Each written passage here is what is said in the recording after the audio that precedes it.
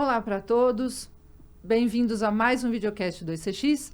Para quem não me conhece, eu sou Fernanda Tomás, sou da área de produtos da 2CX e é um prazer estar aqui com vocês, trazendo informação sobre os assuntos que estão em alta no nosso mercado.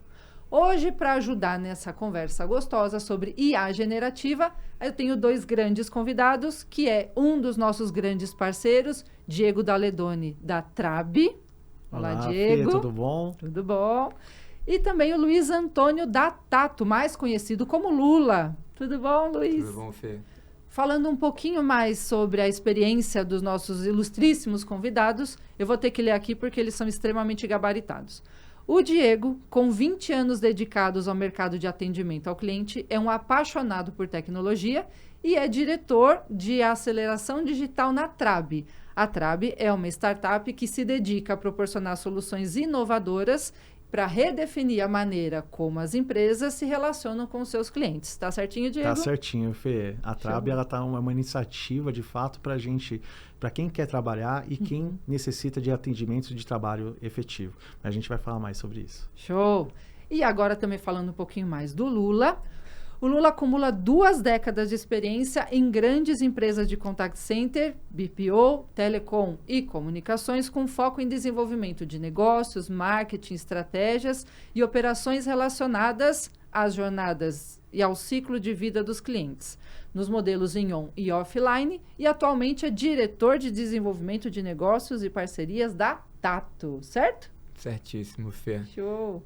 A Tato é uma empresa que nasceu como um contact center e hoje é uma geradora de soluções de CX e BPO, que tem aí 17 anos de mercado enquanto empresa, 3 anos enquanto Tato, aberta a todos os segmentos da companhia, da economia, com soluções que integram o humano e a tecnologia para a geração de resultados eficientes. Então, vamos partir para a nossa primeira sessão de perguntas, que é Entendendo a IA Generativa. Lula, como funciona a IA generativa no contexto de atendimento ao cliente? Bom, Fê, tem alguns pilares e alguns casos de uso que a gente consegue enxergar o uso da IA generativa com maior incidência e efetividade no nosso mercado, tá? É uma tecnologia nova, a IA generativa é uma tecnologia nova para o universo de atendimento, né? A IA como IA em termos de consulta à base de dados e machine learning é algo que a gente já vê, né, há mais tempo. E hoje muito tem se visto a IA generativa ajudando, por exemplo, a assertividade de chatbots, né? Então, você melhorar a sua acuracidade no retorno das solicitações ao cliente no self-care. Então, toda a parte de modelo de self-care hoje, ele passa a ser um modelo mais assertivo, mais eficiente, causando menos ruído, né? A gente assistiu uma massificação muito grande de bots ultimamente e um efeito quase contrário, né? Hoje se fala muito de atendimento mais humanizado, porque as pessoas começaram a ter um pouco de resistência àqueles bots que não são eficientes. Então, acho que a IA generativa veio para ganhar, para dar muita eficiência ao retorno dos bots. Quando a gente fala do atendimento humano em si, a IA tem apoiado muito na solução e no formular de respostas mais empáticas e também mais eficientes, né? Principalmente quando a gente vê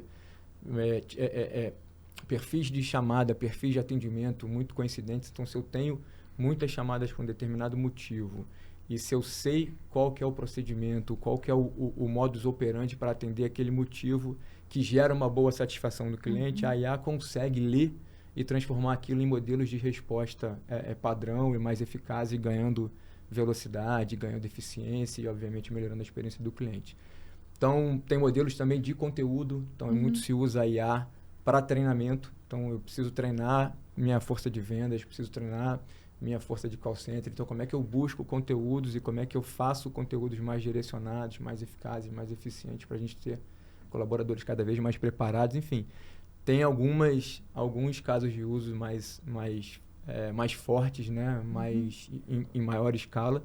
E tem muita coisa sendo estudada, né? Tem todos os copilots, né? Muito agora se fala em copilots. Então, tem ainda muito estudo, mas eu acho que para a gente tentar resumir aqui em alguns exemplos mais práticos, acho que esses casos de uso estão bem endereçados. Show, está super bem colocado. Di, você também pode colaborar um pouquinho? Você pode contar para a gente como que a IA pode gerar uma boa experiência no atendimento ao cliente? Até pegando um gancho do que o Lula trouxe aqui. Assim, até para voltar um pouquinho atrás, eu acho que é legal a gente só ter um termo aqui, né? A inteligência artificial no Brasil, ela sempre foi muito precária, né? Muito se falava, né? Muito se vendia no Brasil que existia inteligência artificial, né? E, na verdade, era cognitivo, né? A gente sempre utilizou do cognitivo, né? A gente tinha uma ação e uma reação. E quando se saía dessa reação, você se perdia, né? O famoso quando quebra bot, quebra o atendimento, né? Ainda mais quando a gente fala de automatização do processo, né? Então, quando a gente se utilizou, né? Chegou muito forte. Eu acho que o ano passado, eu acho que foi a grande virada mesmo, quando você fala da OpenAI, por exemplo, que ela chegou muito forte, né? E uma transformação, acho que depois de setembro, que veio o ChatGPT 4.0, que ele veio com um poder de interpretação maior, ele usa a base aberta, né? Antes ele estava no modelo mais fechado. Então, quando a gente fala de fato no atendimento, que ele trouxe é a autorresolução. Imagina que grandes empresas, grandes players hoje, eles têm, né, nível 1, 2 e 3. E às vezes, quando a gente já fez muitos desses estudos, né? Você está no nível 1 e quando você viu que chegou no nível 3 foi porque o nível 1 não soube, né, fazer aquela resposta imediata e acabou indo. E isso, o custo desse funil ele é gigantesco. Né? A gente está falando aí de caso de milhões e milhões de reais que grandes empresas e companhias têm. Então, hoje, se você for pensar realmente na IA, a gente pode falar que é a primeira resolução. Ela tem a capacidade, desde que ela esteja abastecida de dados, de ela trazer a autorresolução no primeiro contato. Então, você imagina que hoje que você fica no telefone, você fica no chatbot, minutos e minutos e minutos, chegando a ser horas você aguardando, você pode ter resposta no primeiro, segundo, terceiro minuto. E a efetividade disso ter, né, um ganho da parceria que você tem com o seu cliente, né? E dando que o atendimento, ela tem uma base, né? Você pode reverter um cancelamento, você pode reverter um ataque à concorrência. Então, a IA generativa, ela veio de fato para trazer esse âmbito de resolução.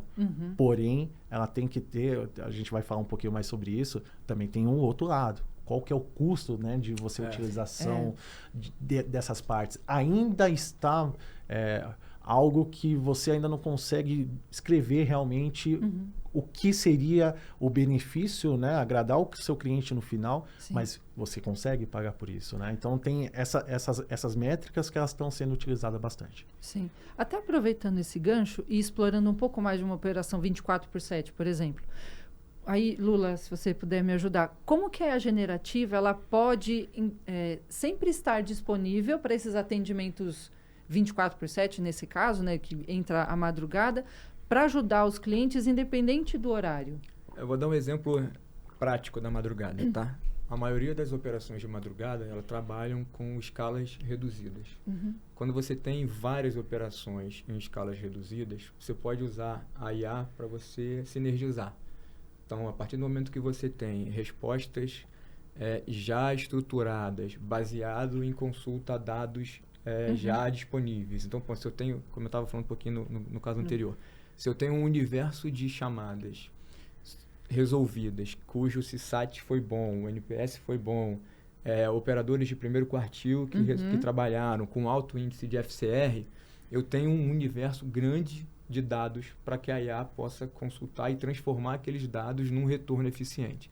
Então, a gente pode imaginar que a gente poderia ter operações diferentes na madrugada, trabalhando em sinergia, otimizando headcount, né? Então, eu consigo trabalhar, atender um volume de chamadas sem precisar ter várias célulazinhas, bebendo da fonte de uma IA generativa, cuja a base foi trabalhada em cima dos melhores contatos, dos melhores atendimentos, das melhores notas, das melhores experiências. Então, esse é um exemplo.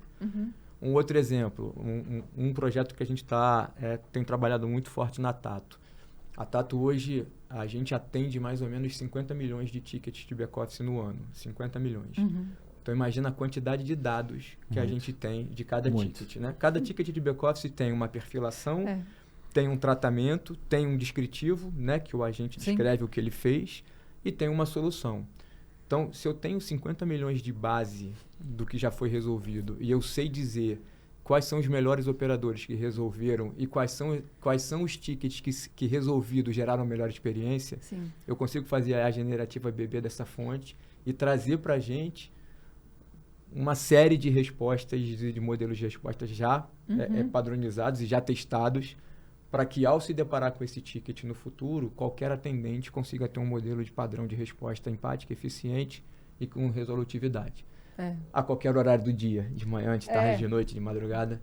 Então, eu acho que o Diego falou muito bem, assim, a IA vem para a gente trazer solução, trazer eficiência, trazer o que a gente sempre chama aqui, né, de fazer o cliente tenha menos atrito e consiga resolver o problema dele num primeiro contato, numa primeira interação, seja num bot, seja no humano, mas com um desafio muito forte de equacionar custo versus escala, né? A gente não pode esquecer que toda tecnologia nova, ela traz um custo de implementação grande. As engines hoje de IA não são engines baratas, né? Os motores não são baratos, mas eu acho que tem BP para encaixar, tem caso de uso para encaixar.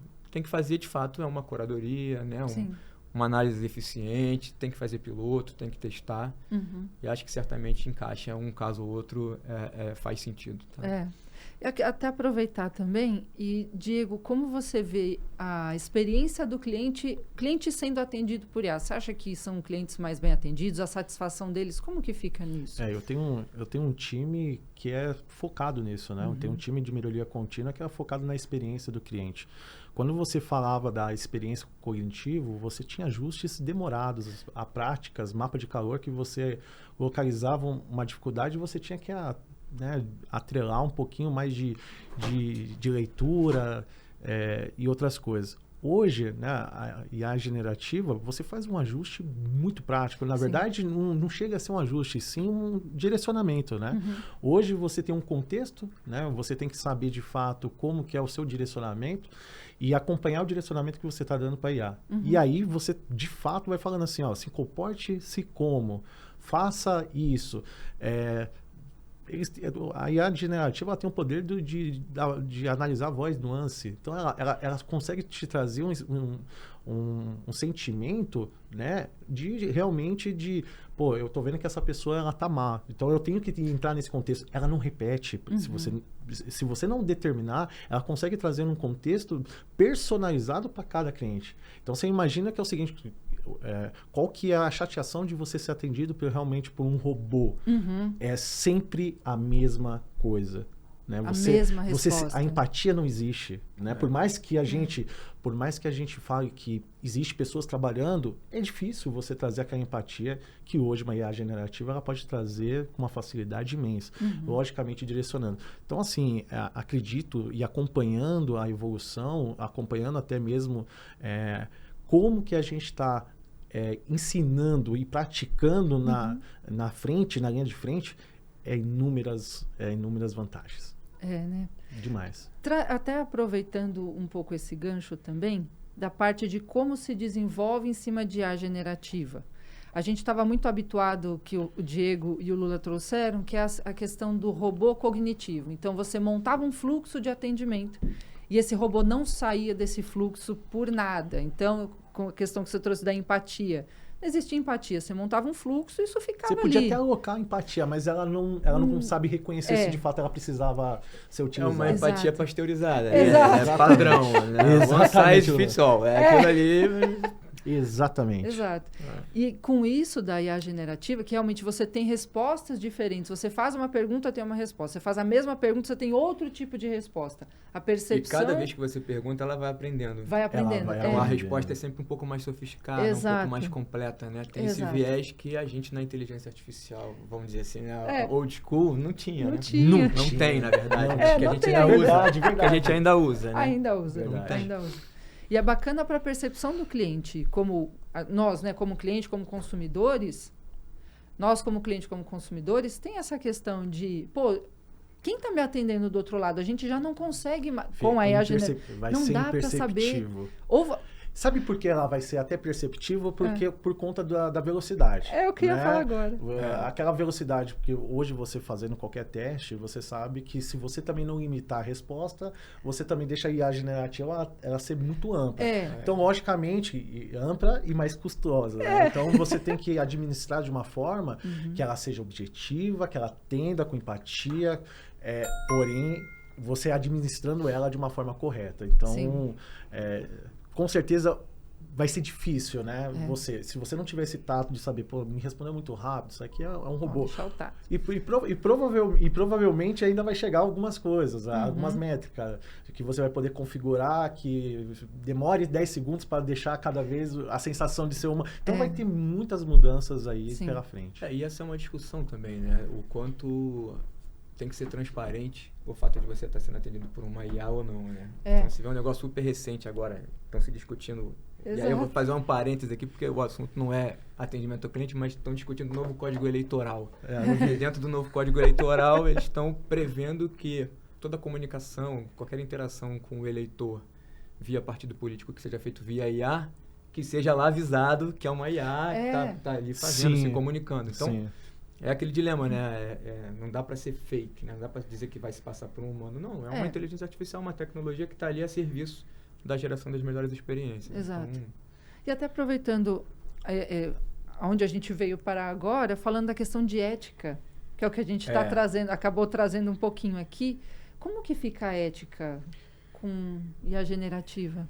Que a ética, ela nunca pode ser deixada de lado. Exato. Né? A IA, ela abre um horizonte de possibilidades, de bases, de abertura de dados de informação, mas cabe a gente ter a regulação e ter o cuidado de saber definir muito bem quais são os dados que a gente vai trabalhar, se a gente vai trabalhar em rede aberta ou rede fechada. Então, por exemplo, na Tato, a gente tem um outro projeto que a gente está estudando, que é usar a IA generativa para apoio aos atendentes, para eles poderem localizarem os processos, né, nas nossas bases de conhecimento. Então, cada cliente tem a sua base de conhecimento e a gente vai colocar um motor para poder buscar os procedimentos de maneira mais rápida e trazer para eles o procedimento um pouco mais digerido do que a boa e velha intranet que ele joga lá no campo de busca e recebe um PDF para ele abrir, para poder achar um procedimento no meio de, sei lá, de 200 páginas.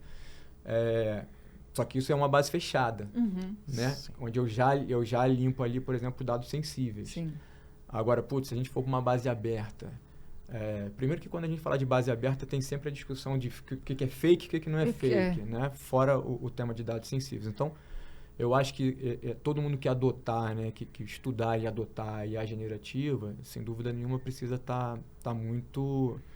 ligado e muita responsabilidade com a divulgação de dados sensíveis, né, sem dúvida nenhuma, e com a veracidade das informações que estão sendo geradas, né? Então, muito tem se discutido com relação à ética na inteligência artificial, e é um desafio grande, né, porque envolve também cibersegurança, então a gente passa a trabalhar num mar muito mais aberto. Eu acho que, naturalmente, tem um investimento muito forte para se fazer, aliado ao investimento na IA, propriamente dito, que tem a ver com cibersegurança também, tá? Sim.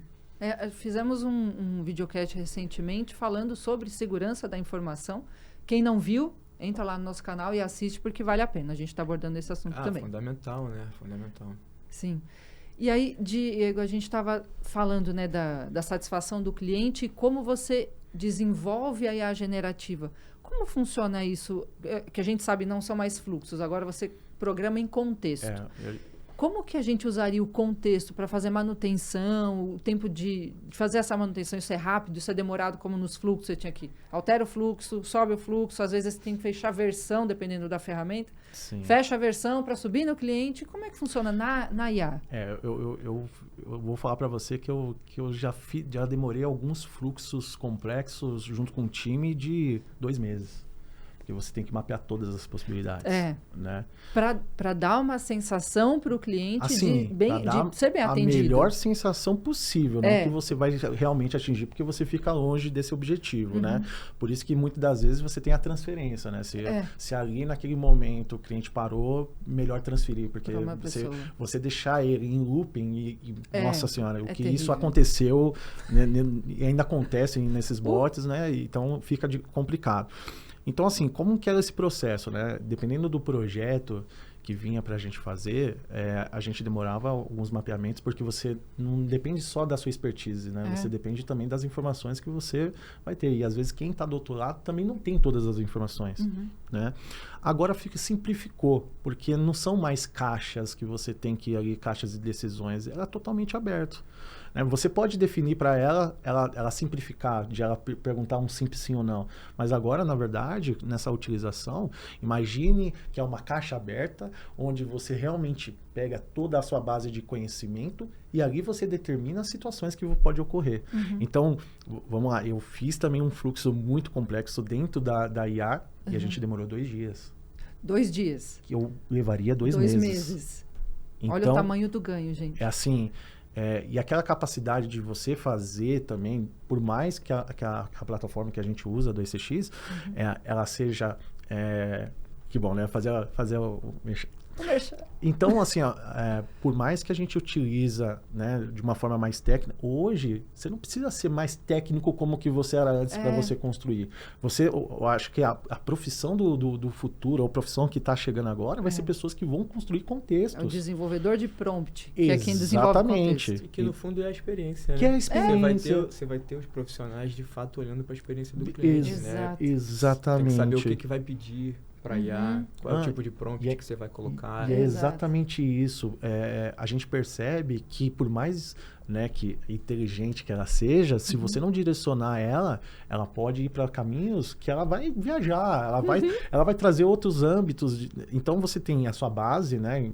O Lula falou que ele tem a base dele fechada, que ele fez a de conhecimento, e você simplesmente só carregar a base aberta, às vezes você também tem que ter seus cuidados. Porque dependendo da pergunta, a resposta ela pode ter 2, 3 respostas. Sim. Então, você preparar isso de uma forma com atenção, com um olhar realmente do outro lado e testar. E uma coisa que vai ser muito uma prática, a gente vai treinar muito ela. Sim. E ela vai ser muito reativa ao seu treinamento. Então, eu acredito que seja esse caminho. E o incrível dessa história é saber que você está lidando com uma tecnologia que cada dia ela vai ser melhor, né? Ela só melhora. Então, só melhora. Cabe a você saber estimulá-la a ser melhor todos os dias, né? Então eu acho que muda muito o modelo de trabalho, né? Muda muito. E as pessoas que estão com né? Nossa, a IA vai tomar meu trabalho? Não, eu acho que assim, os pontos de atendimento com a chegada da IA, elas, logicamente, terceiro, quarto quartil, ela pode sofrer alguma alteração, mas na outra ponta, o que vai se abrir de oportunidade, ela vai ser grande. Eu tenho um filho de 16, vai fazer 17 anos semana que vem, eu falo para ele, eu falo assim, cara, você tem que se incentivar a olhar, você tem que saber procurar, porque isso é o futuro. Isso é o futuro. Isso é o futuro. Aquela pessoa que começava num call center, agora pode ser que ela comece como estagiário de construção de fluxo. Então, vai ter algumas coisas mais sofisticadas, né, para você aprender. Então, essa é a base que a gente fala para as pessoas. Putz, perfeito. E agora a gente vai partir para a sessão de perguntas que a gente recebeu de vocês que se inscreveram nos nossos canais. Só que vou fazer um adendo. A gente recebeu muitas perguntas sobre esse tema. A gente ficou até bem surpreso. E a gente vai colocar uma pergunta para vocês na tela, mas fiquem tranquilos que a gente responde as demais perguntas aqui embaixo nos comentários. Bora lá.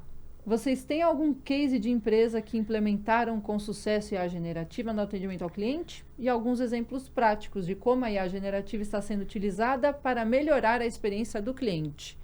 Vocês têm? Tem alguns chatbots já funcionando com motor de IA generativa, melhorando muito a eficiência, né, e a resolutividade das respostas. E tem casos, como eu citei aqui, e já em estudo para melhorar a experiência, como esse caso do back-office, o próprio caso da base de conhecimento, né?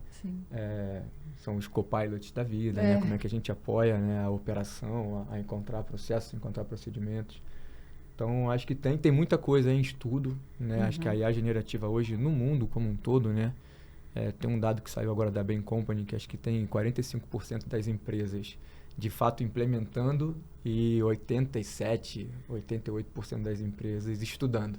Então, eu acho que hoje o universo está muito mais no estudo do que na implementação, porque tem ainda a barreira um pouco do custo, né? E de toda a equação para poder ganhar escala, mas acho que tem muito caso de uso sendo gerado e certamente colocando em prática a gente vai em pouco tempo ver transformações significativas no mercado de atendimento, né? No mercado de relacionamento em geral. Sim, vai mesmo. Fê, a gente está numa implantação, né, muito bacana. A gente está com uma grande companhia como parceiro, né? E a gente está realmente usando o motor, né, da inteligência artificial, né? A gente utiliza uma parte dela dentro da 2CX e a gente está com um modelo bem bacana. Tanto que, qual que é a importância que a gente olha nesses cases, né? Porque, de fato, a preocupação com o custo, ela tem que ser relevante, né? Não adianta você só ganhar qualidade e ganhar custo, né? Qualquer empresa ela vai buscar custo-benefício. Você tem que ser mais efetivo e tem que custar mais barato ou não. Sim. Mas tem que mostrar o motivo, né, dentro de todos os números, né? Então, o que a gente está fazendo, né? Tanto que eu trouxe assim modelo de nível 1, 2, 3 de atendimento. A gente foi numa empresa renomeada, a gente avaliou, a gente viu todas as situações possíveis e a gente percebeu que 20, 30% de todos os atendimentos chegavam no nível 3 porque não foi resolvido entre o nível 1 e o nível 2. Então, a gente já está utilizando da inteligência artificial. A gente fez um trabalho de trazer as informações, até mesmo na PA, a gente buscando as informações. Por mais que a base de conhecimento é a diretriz da empresa, você tem que realmente conhecer o que está acontecendo lá no PA. Sim. Porque também, eu acho que é uma prática, né? Eu acho que o treinamento está para isso, para realmente trazer o que está direcionado para a empresa, mas muitas das vezes você tem que olhar de fato se está acontecendo. Então, a gente conseguiu fazer um piloto, né, dentro desse atendimento e a gente conseguiu um êxito de quase 70% dos atendimentos na primeira resolução. Então, assim, é muito importante essa prática de trazer alguns números e, logicamente, só para vocês terem uma base aqui, esse aqui é um número fresquinho. Um atendimento numa IA, ele pode ser de 37 centavos, ele pode ser 17 por atendimento, R$17. Por atendimento. Porque existe diversas situações. Exemplo, a OpenAI, você pega o ChatGPT 3.5, 3.5 Turbo, 4.5, cada um tem a sua variação e assim, eles puxaram a régua bem para cima no 4.0, então você tem que saber também, vai gerar diversas ideias, diversos insights, mas esse custo ele tem que ser olhado com inteligência, porque também se você usar de uma forma errada, ele pode trazer um prejuízo grande. Isso é verdade. Para a gente chegar no finalzinho, gente, tá muito gostosa a conversa com vocês. Obrigada pela participação. Enriqueceram bastante, tenho certeza disso. Mas para a gente chegar no finalzinho, cabe uma reflexão aqui. Ainda tem gente achando que a IA generativa não vai afetar a sua profissão atual. Gente, isso não é verdade. Então, médicos, professores, desenvolvedores, gente, a profissão que vocês imaginarem vai ser afetada. Se não agora, em pouco tempo vai ser afetada pela IA generativa. Então, a dica que a gente deixa para vocês realmente é estudem, vão atrás, conheçam o que é isso, mas não como uma ferramenta que vai atrapalhar, e sim para agregar valor à sua profissão, ao seu trabalho. Então, a gente vai ficando por aqui com mais esse videocast. Primeiro, eu quero agradecer a participação do Diego. Muito obrigado, Diego. Obrigado pelo convite, obrigado, Lula, pela participação. Qualquer coisa é só contar com a gente. Vou agradecer também ao Luiz Antônio da Tato, que mais conhecem como Lula. Agora melhorou. Agradecer a sua participação, Lula. Muito obrigada também por aceitar nosso convite. Isso, foi um prazer. Obrigado pelo convite. Obrigado, Diego, aí, pela parceria. Estou à disposição. Show. Obrigado. E agora, finalmente, se você ainda não segue a gente nas mídias sociais, siga lá, 2cx.oficial. Segue a gente no YouTube, no Instagram, no LinkedIn. Se ainda não está seguindo aqui, segue a gente aqui no YouTube, clica no sininho e deixa um like, porque eu sei que vocês gostaram do conteúdo. Um beijo grande e até o próximo videocast. Tchau, tchau. Tchau.